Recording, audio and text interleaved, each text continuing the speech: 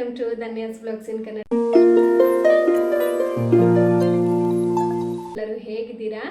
I hope ಎಲ್ಲರೂ ಚೆನ್ನಾಗಿದ್ದೀರಾ ಅಂತ ಅಂದ್ಕೊಂಡಿದ್ದೀನಿ. ಇನ್ನು ಇವತ್ತಿನ ತಿಂಡಿಗೆ ನಾನು ಮಶ್ರೂಮ್ ಗ್ರೇವಿ ಮತ್ತು ಚಪಾತಿನ ಮಾಡ್ಕೊಳ್ಳೋಣ ಅಂತ ಹೇಳಿಬಿಟ್ಟು ರೆಡಿ ಮಾಡ್ಕೊಂಡಿದ್ದೀನಿ. ಅದ್ರ ಜೊತೆಗೆ ಒಂದು ಹೆಲ್ತ್ ಟಿಪ್ಪನ್ನು ಕೂಡ ಶೇರ್ ಮಾಡ್ಕೊಳ್ಳೋಣ ಅಂತ ಹೇಳಿಬಿಟ್ಟು ವಿಡಿಯೋನ ಶುರು ಮಾಡ್ತಾ ಇರೋದು. ಸೊ ಪ್ಲೀಸ್ ವಿಡಿಯೋನ ಸ್ಕಿಪ್ ಮಾಡದೆ ಕೊನೆವರೆಗೆ ನೋಡಿ. ರೆಸಿಪಿ ಕೂಡ ತುಂಬ ಅಂದರೆ ತುಂಬ ಚೆನ್ನಾಗಿರುತ್ತೆ. ನೀವು ಕೂಡ ಒಂದು ಸರ್ತಿ ಟ್ರೈ ಮಾಡಿ ನೋಡಿ, ಆಯಿತಾ? ಸೊ ಬನ್ನಿ ಇವಾಗ ರೆಡಿ ಮಾಡ್ಕೊಂಡು ಬಿಡೋಣ. ಏನೇನೆಲ್ಲ ಐಟಮ್ಸ್ ಬೇಕು ಮಶ್ರೂಮ್ ಗ್ರೇವಿಗೆ ಅಂತ ಹೇಳಿಬಿಟ್ಟು ತೋರಿಸ್ಕೊಡ್ತೀನಿ.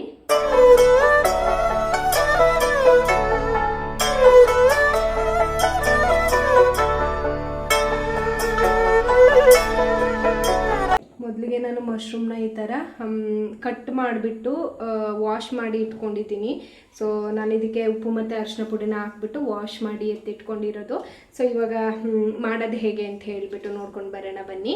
ಸೊ ಮಾಡೋದು ಹೇಗೆ ಅಂತ ಹೇಳಿ ತಿಳ್ಕೊಳ್ಳೋಕೆ ಮುಂಚೆ ಯಾರಾದರೂ ನನ್ನ ಚಾನಲ್ಗೆ ನ್ಯೂ ಮೆಂಬರ್ ವಿಸಿಟ್ ಮಾಡಿತ್ತು ಅಂದರೆ ಪ್ಲೀಸ್ ಚಾನಲ್ಗೆ ಸಬ್ಸ್ಕ್ರೈಬ್ ಮಾಡಿ, ವಿಡಿಯೋಗೆ ಒಂದು ಲೈಕ್ ಕೊಡಿ. ಲೈಕ್ ಕೊಟ್ಟರೆ ಹೈಪ್ ಬರುತ್ತೆ, ಹೈಪ್ ಮಾಡಿ ಸಪೋರ್ಟ್ ಮಾಡಿ. ಮೊದಲಿಗೆ ನಾನು ಸ್ಟವ್ನ ಹಚ್ಕೊಂಡು ಪ್ಯಾನ್ನ ಇಟ್ಕೊಂಡಿದ್ದೀನಿ. ಪ್ಯಾನ್ ಕಾದಿದ್ದಾದ ನಂತರ ಸ್ವಲ್ಪ ಎಣ್ಣೆನ ಹಾಕ್ಕೊಳ್ತಾ ಇದ್ದೀನಿ. ಸೊ ನೋಡ್ತಾ ಇರ್ಬೋದು ನೀವೇ, ಎಣ್ಣೆ ಸ್ವಲ್ಪ ಚೆನ್ನಾಗಿ ಕಾದಾದ ನಂತರ ಒಂದು ಚಕ್ಕೆ ಒಂದೇ ಒಂದು ಲವಂಗನ ನಾನು ಹಾಕ್ಕೊಳ್ತಾ ಇದ್ದೀನಿ. ಅದಾದ ನಂತರ ಸ್ವಲ್ಪ ಸೋಂಪು ಕಾಳನ್ನು ಹಾಕ್ಕೊಳ್ತಾ ಇದ್ದೀನಿ.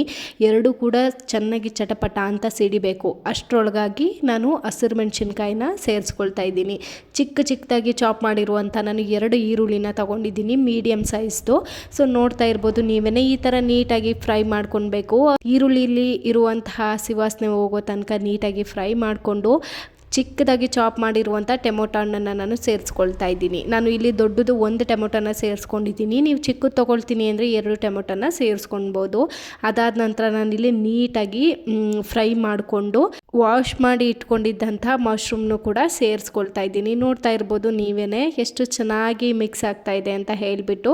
ಸೊ ಊರಿನ ಸ್ವಲ್ಪ ಲೋ ಫ್ಲೇಮಲ್ಲಿ ಇಟ್ಕೊಂಡು ಮಿಕ್ಸ್ ಮಾಡ್ಕೊಳ್ಳಿ. ನೋಡ್ತಾ ಇರ್ಬೋದು ನೀವೇ, ತುಂಬ ನೀಟಾಗಿ ನಾವು ಹಾಕಿರುವಂಥ ಒಗ್ಗರಣೆ ಐಟಮ್ಸಿಗೆ ಮಶ್ರೂಮ್ ಚೆನ್ನಾಗಿ ಹೊಂದ್ಕೊಳ್ಳೋವರೆಗೆ ನೀಟಾಗಿ ಫ್ರೈ ಮಾಡ್ಕೊಳ್ಬೇಕು. ಮಶ್ರೂಮ್ನ ನಾವು ಹಾಕಿ ಫ್ರೈ ಮಾಡಬೇಕಾದ್ರೆ ಚೂರು ನೀರಿನ ಅಂಶ ಬಿಟ್ಕೊಳ್ಳುತ್ತೆ. ಅದು ಸ್ವಲ್ಪ ಡ್ರೈ ಆಗೋವರೆಗೆ ಈ ಥರ ನೀಟಾಗಿ ಫ್ರೈ ಮಾಡ್ಕೊಳ್ಬೇಕು. ಆದಷ್ಟು ತಿರುಗಿಸ್ಕೊತಾನೆ ಇರಿ. ತಿರ್ಸ್ಕೊಳ್ಳೋದು ನಿಲ್ಲಿಸ್ಬಿಟ್ರೆ ಸ್ವಲ್ಪ ತಳ ಹಿಡ್ದಂಗೆ ಆಗಿಬಿಡುತ್ತೆ. ಅದಕ್ಕೋಸ್ಕರ ನಾನಿಲ್ಲಿ ಇವಾಗ ಇದಕ್ಕೆ 3/4 ಚಮಚ ಆಗುವಷ್ಟು ಹಚ್ಚ ಖಾರ ಪುಡಿನ ಹಾಕ್ಕೊಳ್ತಾ ಇದ್ದೀನಿ.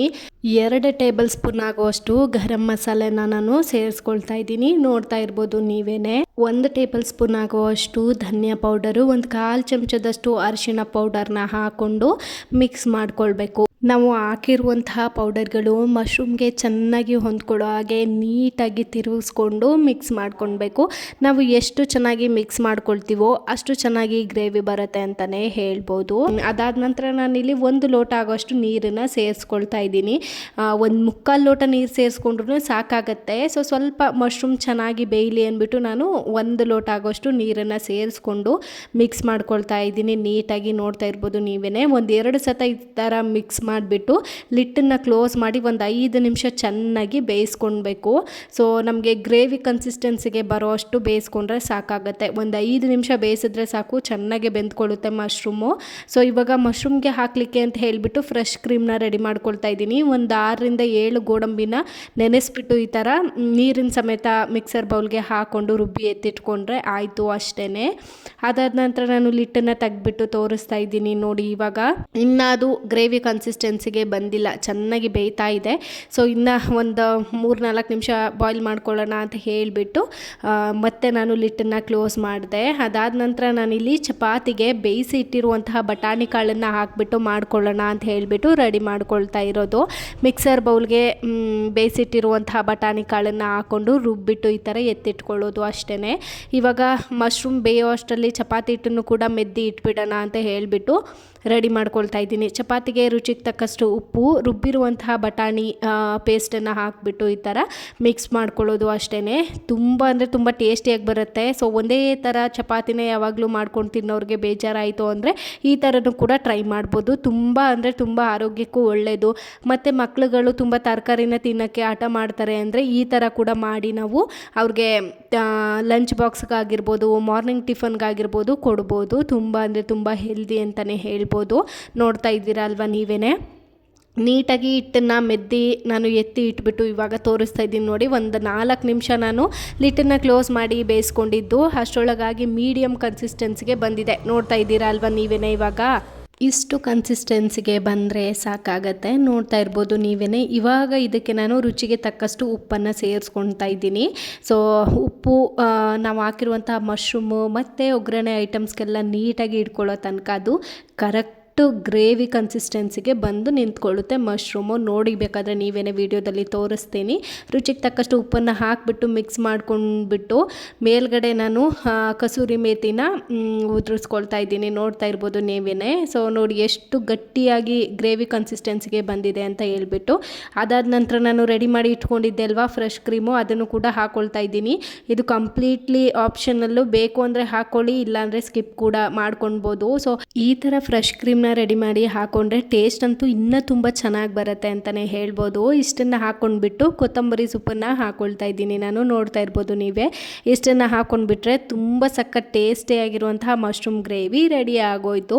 ಇವಾಗ ಸ್ಟವ್ನ ಆಫ್ ಮಾಡಿ ಪಕ್ಕಕ್ಕೆ ಎತ್ತಿಟ್ಬಿಟ್ಟು ನಾನು ನೆನೆಸಿ ಇಟ್ಟಿರುವಂತಹ ಕಾಳುಗಳು ಮತ್ತು ಸ್ವಲ್ಪ ವೆಜಿಟೇಬಲ್ಸ್ನ ಬಳಸ್ಕೊಂಡು ಒಂದು ಸಾಲಡ್ನ ಮಾಡ್ಕೊಳ್ತಾ ಇದ್ದೀನಿ. ತುಂಬ ಅಂದರೆ ತುಂಬ ಆರೋಗ್ಯಕ್ಕೆ ಒಳ್ಳೆಯದು ಅಂತಲೇ ಹೇಳ್ಬೋದು. ಹಸಿರು ಕಾಳು ಮತ್ತು ಕಡಲೆಕಾಳನ್ನು ನೆನೆಸ್ಬಿಟ್ಟು ನಾನು ಸ್ವಲ್ಪ ಮೊಳಕೆಯನ್ನು ಬರೆಸ್ಕೊಂಡಿದ್ದೀನಿ.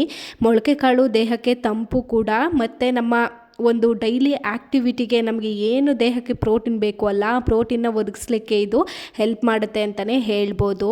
ಇನ್ನು ದೇಹದಲ್ಲಿ ತುಂಬಾ ನಿಶಕ್ತಿಯಿಂದ ಬಳಲ್ತಾ ಇರೋರು ಈ ಥರ ಒಂದು ವೆಜಿಟೇಬಲ್ಸ್ನ ಬಳಸ್ಕೊಂಡು ಕಾಳುಗಳನ್ನ ನೆನೆ ಹಾಕ್ಕೊಂಡು ಮೊಳಕೆಯನ್ನು ಕಟ್ಕೊಂಡು ಸ್ಯಾಲಡ್ ರೀತಿ ಮಾಡಿಕೊಂಡು ತಿನ್ನೋದ್ರಿಂದ ದೇಹದಲ್ಲಿ ಇರುವಂತಹ ನಿಶಕ್ತಿಯನ್ನು ಕ್ರಮೇಣವಾಗಿ ಕಡಿಮೆ ಮಾಡ್ತಾ ಬರ್ಬೋದು. ಇನ್ನು ವೆಯ್ಟ್ ಲಾಸ್ ಮಾಡೋರಿಗೆ ಇದು ಒಂದೇ ಸಲಾಡ್ನ ತೊಗೊಂಡು ಟಿಫನ್ನ ಸ್ಕಿಪ್ ಮಾಡಿಕೊಂಡ್ರೆ ಅವ್ರಿಗೆ ವೆಯ್ಟ್ ಲಾಸ್ ಕೂಡ ಆಗುತ್ತೆ. ಇನ್ನು ವೆಯ್ಟ್ ಗೇನ್ ಮಾಡಬೇಕು ಅಂದವ್ರಿಗೆ ಟಿಫನ್ ಜೊತೆಗೆ ಇದನ್ನು ತೊಗೊಳ್ಬೇಕು. ಟಿಫನ್ ಆದಮೇಲೆ ಈ ಸಲಾಡ್ಸನ್ನು ತಿನ್ಕೊಳ್ಳೋದು, ಸ್ಮೂತೀಸನ್ನು ಕುಡಿಯೋದು, ಈ ಥರ ಮಾಡೋದ್ರಿಂದ ಕೂಡ ವೆಯ್ಟ್ ಗೇನನ್ನು ಚೆನ್ನಾಗಿ ಮಾಡ್ಕೊಳ್ಬೋದು ಅಂತಲೇ ಹೇಳ್ಬೋದು. ನೋಡ್ತಾ ಇದ್ದೀರಾ ಅಲ್ವಾ, ಇಂಗ್ರೀಡಿಯೆಂಟ್ಸ್ ಎಲ್ಲ ಆಲ್ಮೋಸ್ಟ್ ಅಲ್ಲಿ ಗೊತ್ತಾಗಿರುತ್ತೆ, ಇವಾಗ ವಿಡಿಯೋದಲ್ಲಿ ನೋಡಿರ್ತೀರಾ. ತುಂಬ ಅಂದರೆ ತುಂಬಾ ಸಿಂಪಲ್ಲಾಗಿ ರೆಡಿ ಮಾಡ್ಕೊಳ್ಬೋದು. ಮೊಳಕೆ ಕಟ್ಟಿರುವಂತಹ ಹಸಿರು ಕಾಳು ಮತ್ತು ಕಡಲೆಕಾಳನ್ನು ಹಾಕ್ಕೊಂಡು ಚಿಕ್ಕದಾಗಿ ಕಟ್ ಮಾಡಿ ಇಟ್ಕೊಂಡಿರುವಂತಹ ಕ್ಯಾರೆಟು, ಈರುಳ್ಳಿ, ಸೌತೆಕಾಯಿ ಮತ್ತು ಸ್ವಲ್ಪ ಕೊತ್ತಂಬರಿ ಸೊಪ್ಪನ್ನು ಉದುರಿಸ್ಕೊಂಡು 1 ಕಪ್ ಆಗುವಷ್ಟು ಮೊಸರನ್ನ ನಾನು ತೊಗೊಂಡಿದ್ದೀನಿ. ಅದ್ರ ಜೊತೆಗೆ ಸ್ವಲ್ಪ ಉಪ್ಪು ಮತ್ತು ಪೆಪ್ಪರ್ ಪೌಡ್ರನ್ನ ಹಾಕ್ಕೊಬೋದು.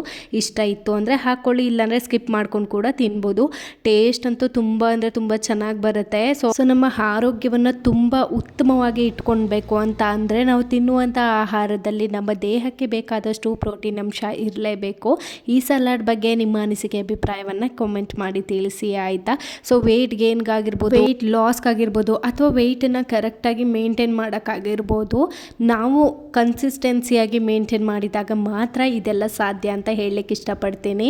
ಸೊ ಇವಾಗ ಮಶ್ರೂಮ್ ಗ್ರೇವಿನೂ ರೆಡಿ ಆಯಿತು, ಒಂದು ಸಾಲಡ್ ಕೂಡ ರೆಡಿ ಆಯಿತು. ಇವಾಗ ಚಪಾತಿನ ಲಟ್ಟಿಸ್ಬಿಟ್ಟು ಬೇಯಿಸ್ಕೊಳ್ಳೋಣ ಅಂದ್ಬಿಟ್ಟು ಬೇಯಿಸ್ಕೊತಾ ಇದ್ದೀನಿ. ನೋಡ್ತಾ ಇರ್ಬೋದು, ತವನ ಕಾಯಕ್ಕೆ ಇಟ್ಕೊಂಡು ತವ ಕಾದಿದ್ದಾದ ನಂತರ ಲಟ್ಸಿ ಇಟ್ಟಿರುವಂಥ ಚಪಾತಿನ ಹಾಕ್ಕೊಂಡು ನಾನು ತುಪ್ಪನ ಹಾಕ್ಕೊಳ್ತಾ ಇದ್ದೀನಿ. ಘಮ ಅಂತೂ ತುಂಬ ಅಂದರೆ ತುಂಬ ಚೆನ್ನಾಗಿ ಬರುತ್ತೆ. ನಾನು ಎಣ್ಣೆಗಿಂತ ಜಾಸ್ತಿ ತುಪ್ಪನೇ ಯೂಸ್ ಮಾಡಲಿಕ್ಕೆ ಇಷ್ಟಪಡ್ತೀನಿ ಚಪಾತಿ, ದೋಸೆ ಈ ಥರದಕ್ಕೆಲ್ಲ. ಸೊ ಬೇಯಿಸ್ಕೊಂಡಿದ್ದಾದ ನಂತರ ಸರ್ವ್ ಮಾಡಿ ತೋರಿಸ್ತಾ ಇದ್ದೀನಿ ನೋಡಿ ನೀವೇ. ಸೊ ಬೇಯಿಸಿಟ್ಟಿರುವಂಥ ಚಪಾತಿ, ಸಖತ್ ಟೇಸ್ಟಿಯಾಗಿ ರೆಡಿಯಾಗಿರುವಂಥ ಮಶ್ರೂಮ್ ಗ್ರೇವಿ. ಈ ಒಂದು ಮಶ್ರೂಮ್ ಗ್ರೇವಿನಂತೂ ಹಸ್ಬೆಂಡ್ ತುಂಬ ಅಂದರೆ ತುಂಬ ಇಷ್ಟಪಟ್ಟು ತಿಂದರು. ಯಾವುದು ಹೋಟೆಲಲ್ಲಿ ನಾನು ಈ ಥರ ತಿಂದಿರಲಿಲ್ಲಮ್ಮ, ಥ್ಯಾಂಕ್ ಯು ಸೋ ಮಚ್ ಅಂತ ಹೇಳಿದ್ರು ನನಗೆ. ಸೊ ತುಂಬಾ ಖುಷಿ ಆಯಿತು ನನಗೂ ಆ ಫೀಡ್ಬ್ಯಾಕನ್ನು ಕೇಳಿಬಿಟ್ಟು. ಟ್ರಸ್ಟ್ ಮೀ, ನೀವು ಕೂಡ ಮನೇಲಿ ಒಂದ್ಸತಿ ಟ್ರೈ ಮಾಡಿ ನೋಡಿ. ರೆಸಿಪಿ ಆ ಥರ ಟೇಸ್ಟಿಯಾಗಿ ಬಂದಿತ್ತಾ ಇಲ್ವಾ ಅಂತ ಹೇಳಿ ಕಾಮೆಂಟ್ ಮಾಡಿ ತಿಳಿಸಿ ಆಯಿತಾ. ಸೊ ವಿಡಿಯೋಗೋಸ್ಕರ ನನ್ನ ಟೇಸ್ಟ್ ತುಂಬ ಚೆನ್ನಾಗಿ ಬರುತ್ತೆ ಅಂತಲೂ ಹೇಳಲಿಕ್ಕೆ ಹೋಗಲ್ಲ. ನಾನು ಟ್ರೈ ಮಾಡಿಬಿಟ್ಟು ಆ ಟೇಸ್ಟ್ ಚೆನ್ನಾಗಿದ್ರೆ ಮಾತ್ರ ನಾನು ನಿಮಗೆ ಸಜೆಸ್ಟ್ ಮಾಡೋ ಅಂಥದ್ದು. ಸೊ ನೀವು ಕೂಡ ಮಿಸ್ ಮಾಡದೆ ಟ್ರೈ ಮಾಡಿ ರೆಸಿಪಿ ಹೇಗೆ ಬಂದಿತ್ತು ಅಂತ ಹೇಳಿಬಿಟ್ಟು ಕಾಮೆಂಟ್ ಮಾಡಿ. ಸೊ ಇಷ್ಟ ಆಗಿತ್ತು ಇವತ್ತಿನ ಹೆಲ್ತ್ ಟಿಪ್ ಮತ್ತು ಸೂಪರ್ ಟೇಸ್ಟಿ ಬ್ರೇಕ್ಫಾಸ್ಟ್ ವ್ಲಾಗ್. ಈ ವ್ಲಾಗನ್ನು ಇಲ್ಲಿಗೆ ಎಂಡ್ ಮಾಡ್ತೀನಿ. ಸಿಗ್ತೀನಿ ನೆಕ್ಸ್ಟ್ ವಿಡಿಯೋದಲ್ಲಿ. ಅಲ್ಲಿವರೆಗೂ ಕೀಪ್ ವಾಚಿಂಗ್, ಕೀಪ್ ಸಪೋರ್ಟಿಂಗ್. ಬಾಯ್, ಟೇಕ್ ಕೇರ್ ಎಲ್ರಿಗೂ.